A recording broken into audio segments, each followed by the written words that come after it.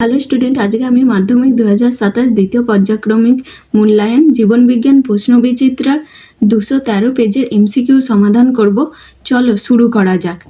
দীর্ঘ সুপ্ত দশায় আছে এমন বীজযুক্ত উদ্ভিদের কম সময়ে বংশ বিস্তার করাতে তুমি প্রদত্ত কোন পদ্ধতির সাহায্য নেবে? মাইক্রোপ্রোপাগেশন। মানব বৃদ্ধির ক্ষেত্রে সঠিক বৃদ্ধি সূচক পরিবর্তনটি নির্বাচন করে লেখো। Zygote, morula, blastula, গ্রাস্টুলা।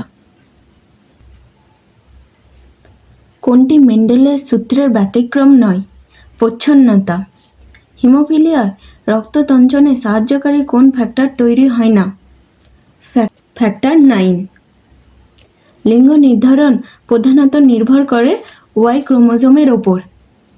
একটি রেণু মাতৃকোষে ক্রোমোজোম সংখ্যা 12 হলে ওই উদ্ভিদের শস্য নিউক্লিয়াসের ক্রোমোজোম সংখ্যা হবে।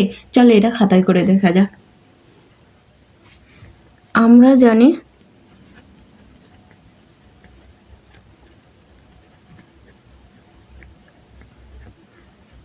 জানি রেণু মাতৃকোষে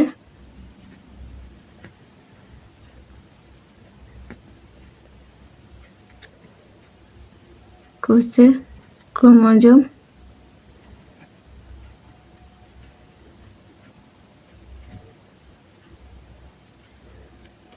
সংখ্যা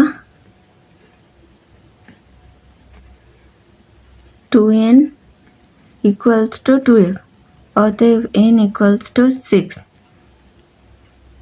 অতএব শস্য নিউক্লিয়াসের ক্রোমোজোম সংখ্যা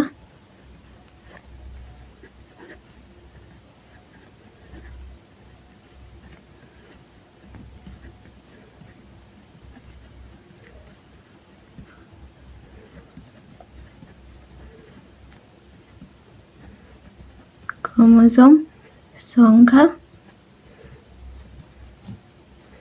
3n equals to 3 into 6 equals to 18। অতএব উত্তরটা হবে ঘ 18। ল্যামার্কের তত্ত্বের সঙ্গে সম্পর্কিত প্রদত্ত পর্যায়গুলি ক্রম অনুযায়ী সজ্জিত করো।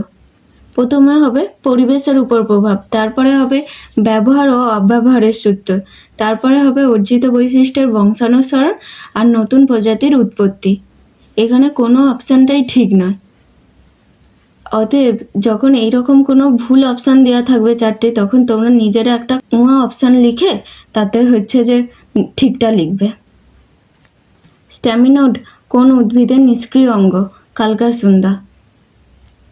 আমাদের দেশে তেলাপিয়া একটি বহিরাগত প্রজাতি।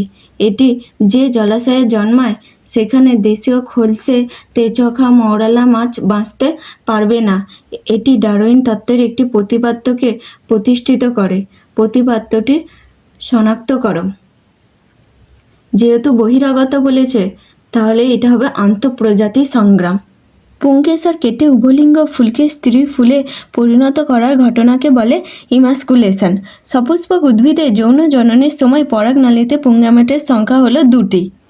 মেন্ডেল মটর গাছের একসংখ্যক জনন পরীক্ষায় প্রথম অপত্যজনিত 75% বিশুদ্ধ লম্বা মটর গাছ পেয়েছিলেন। মিথ্যা, সবই সংকর লম্বা মটর গাছ পেয়েছিল।